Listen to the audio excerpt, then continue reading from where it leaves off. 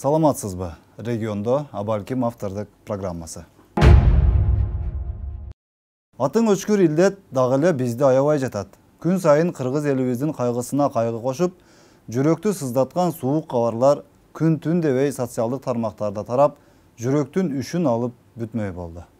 Өкмөт өкүлдөрү күн сайын сарылап түз эфир аркылуу акыркы сутка ичинде канча киши каза болгонун, анын канчасы кайсыл региондо экенин, канчасы дарыгер экенин айтып, күндү баштап жатабыз.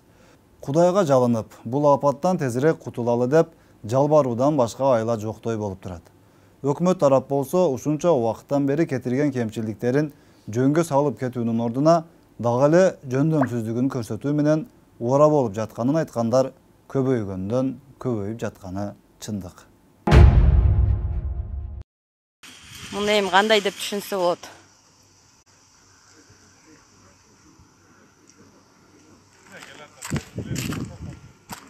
Мына кайра жүктөп кетип атат. Премьер-министр болсо тиякты текшерип кайра кетип бартат. Булар болсо жүктөбөй токтоп калды, байкабай калышты да. Азыр эми кайра жүктөп башташат. Ага көргөздү, же түшүп аткан болуп, же жүктөп аткан болуп калышты да. Бул премьер-министр өзү эле неметсе керек да. Ошолорду түшүргүлө дагы тарталы. Эми самый главный эмеге тартты да, видеого тартты да. Видеого тартышып кайра алып кетип барышат. Гансиге түшүргөн немелерин баарын кайра алып кетип эле элдин баарына өздөрүнө дарыларын алдырып атышат. Ушундай туугандар мына кайра жана эле түшүрүшкөн 1 саат мурда. Проверка кеткенден кийин кайра алып кетип барышат. Мисалы ушул видео тасмада сөз болгон жагдайды карап туруп, айтарга сөз таппай каласың киши. Автордун айтымында Гансиде ачылган станционарга премьер-министр Кубатбек Боронов барып, ал жердеги бейтаптар менен борбордун медициналык жабдуулар менен канчалык деңгээлде камсыз болгону менен таанышкан. Ал барган чакта жүк ташуучу унаа менен пневмонияны дарылоого керектүү аппараттар алып барып коюлган. Бирок ал киши Гансиден чыгып жөнөр замат имараттын арт жагынан кайра эле ал аппараттар машинага жүктөлүп, алынып кетилиптир. Бул көрүнүш албетте өкмөттүн артисттигин, кадимки киноактерлордон эч кандай айырмасы жок экенин, бир амалдап ушул элди алдоо менен убара болуп жатканын тастыктаган дагы бир факты катары кабыл алынды. Натыйжада эл менен ойногонду токтотууну талап кылгандар дагы көбөйдү. Бирок өкмөт тарап окуя мындай болбогонун, ал жерге жабдуулар чындап эле ташталганын билдирди. Мына ушундай бүгүн алып келип показга кылып, баарын тартып, самый главный. Элден айланса болот. Болгондо дагы дал ушул биздин кыргыз элибизден 1000 ирет, миллион ирет айлансаң да аздык кылат. Кандай оор күн келбесин, биримдиги, ынтымагы, жомарттыгы менен маселени чечүүгө, элдин жанын сактоого дароо киришет. Бул сапардагы дал ушундай сыпаттагы кыргыз журтчулугу элдин саламаттыгын сактап калуу үчүн болгон аракетин көрүп жатканы байкалып турат. Күндүзгү стационарлардын ачылышы, аларга каржылык колдоолордун берилиши, ыктыярчылардын акысыз иштеп жатышы сыяктуу көрүнүштөр кыргыз элинин дарегине дүйнө жүзүндөгү бир катар мамлекеттердин жарандары тарабынан алкыш айтып, оң баасын берип жатканын көрүүгө болот. Бирок ыктыярчылардын көргөн билген фактыларынын айрымдары коомчулукка тарап, бул көрүнүштөр да элдин өкмөткө болгон нараазычылыгынын күчөшүнө өбөлгө түзүп калып жатканы да чындык. Анткени ооруканаларда орун жок, орун болсо адис жок.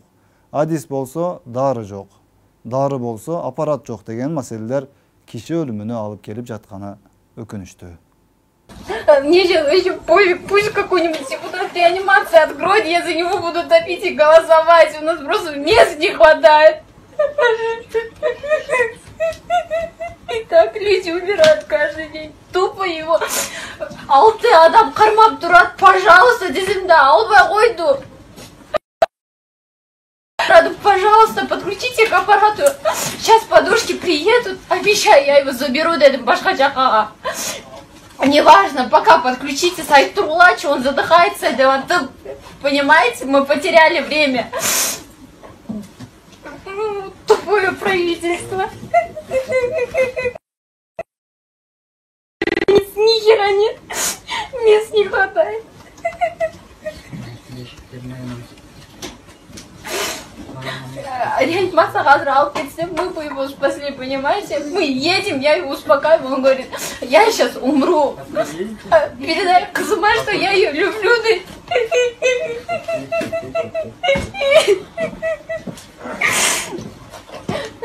Аны қатын Ағордойдан алып келдім, понимаете? С Ағордой доехала до Сюдова.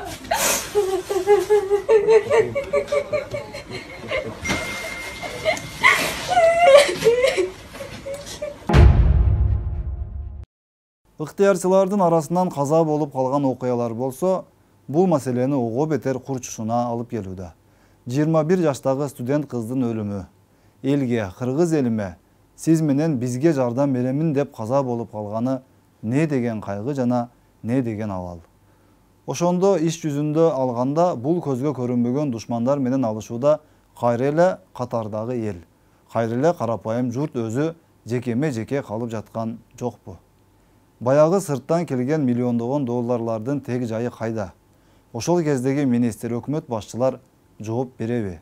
Же тагдырдын буйругу катары кабыл алынып, ушунча кайгынын баары тарыхта жөн гана апаат келгенде ушунча киши каза болуп калган болчу, бийлик колдон келген аракетин көргөн, миллиарддаган сом карыз алып, жардам алып, анын отчетун эч кимге бербей, анан илдет өзүнөн өзү эле кетип жок болгон деп жазылып кала береби?